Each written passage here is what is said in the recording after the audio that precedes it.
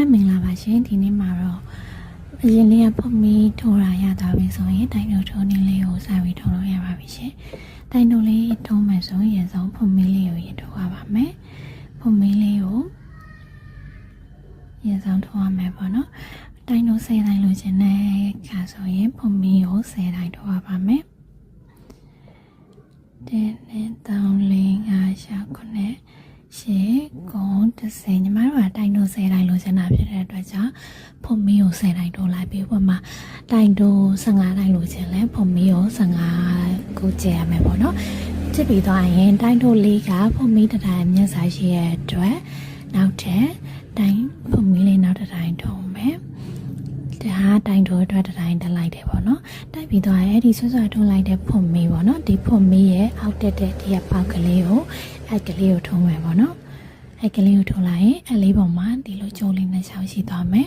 ကျိုးလေးနှစ်ချောင်းရှိသွားရင်ဒီအဲ့လေးကိုဒီလိုပေါ်ဝါနေထားပြီးတော့ကျိုးလေးကိုဆွဲလိုက်မယ်ပေါ့နော်ဒီပေါက်လေးတွေကိုဆွဲလိုက်မယ်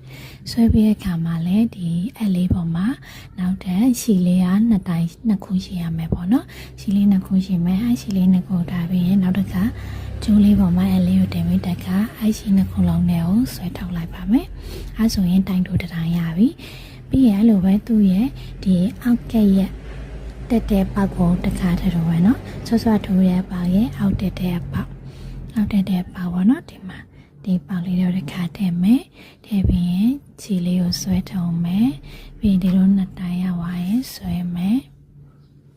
ပြီးရင်သူရောက်တဲ့တဲ့ကိုတစ်ခါတက်ထုံမယ်လိုပဲအခါကျရင်ဆွဲမယ်အဲ့လိုလေးပဲဟိုဘက်ဆုံးထိပ်ထိရောက်သွားတဲ့ဒီထိုးရမယ်ပေါ့နော်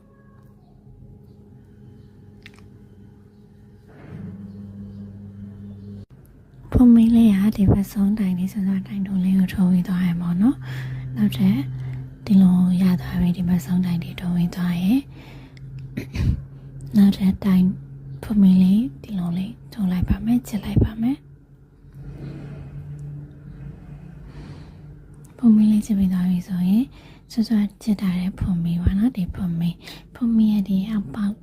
ပေါ့နော်ဒီဖုန်းမီအောက်တကူဖုန်းမီပါနော်အဲ့ဒီလေးကိုတင်လိုက်မယ်